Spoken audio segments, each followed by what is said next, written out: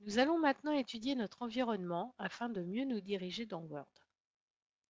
Nous sommes actuellement sur le document numéro 1. Je ferme mon document, fermé. J'ouvre un nouveau document vierge. Je suis maintenant sur le document numéro 2. Quand j'enregistrerai mon document, il portera un nouveau nom. Je clique ici le trait pour réduire ma fenêtre. Pour la restaurer, je clique en bas dans la barre de tâches une fois. Le carré ici sert à agrandir la fenêtre et la croix sert à fermer le logiciel. Pour ouvrir Word, je clique une fois dans la barre de tâches. Document vierge. Je suis maintenant sur le document numéro 1. Quand on ouvre un nouveau document, nous sommes par défaut sur l'onglet Accueil. Donc, Accueil est un onglet, Insertion un autre onglet, Conception un autre onglet, etc. Vous avez l'onglet Mise en page, Références, Publipostage, Révision et Affichage. Je reviens sur l'onglet Accueil. Vous remarquerez que chaque onglet déroule ce qu'on appelle un ruban. Le ruban est toute la partie ici avec les icônes. Les rubans sont décomposés en groupes. Donc ici, par exemple, vous avez le groupe presse-papier. Ici, séparé par des traits, donc vous voyez, vous avez le groupe police. Ici, le groupe paragraphe. Ici, le groupe style, etc. sur chaque onglet. Vous voyez ici un groupe illustration. Voilà. Je reviens sur l'onglet accueil. Vous avez ici des petites flèches.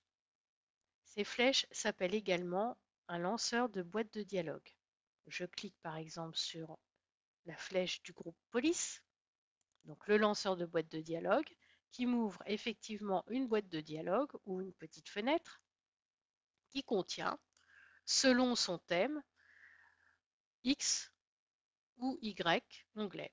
Donc ici un onglet, ici un autre onglet, avec à chaque fois des options différentes. Je clique OK pour ou annuler pour fermer. Voilà.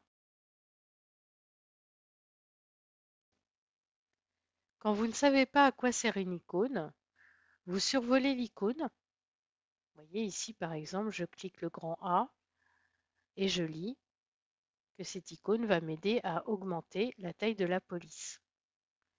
Le petit a va m'aider à diminuer la taille de la police. Ici, je vais pouvoir centrer mon texte. Sur cette icône, je vais pouvoir mettre des bordures. Sur cette icône, je vais pouvoir changer la couleur de police, etc. Voilà. Tout est écrit. Il faut juste prendre le temps de le lire un peu.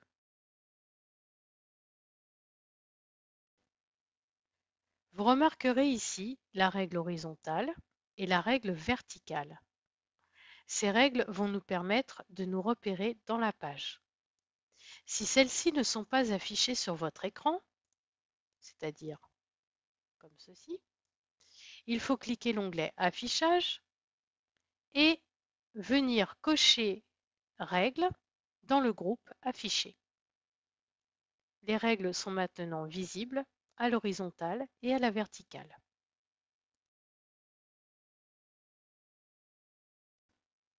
Lorsque vous travaillez sur un document Word, vous avez la possibilité de masquer le ruban afin de gagner de la place sur votre écran.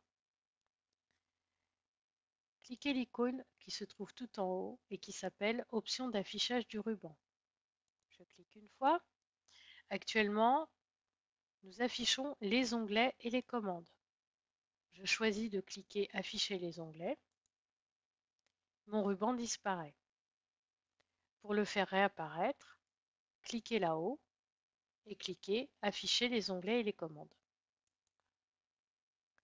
Le raccourci clavier qui convient pour faire cette manipulation est CTRL F1 qui revient exactement au même que ce que nous avons fait.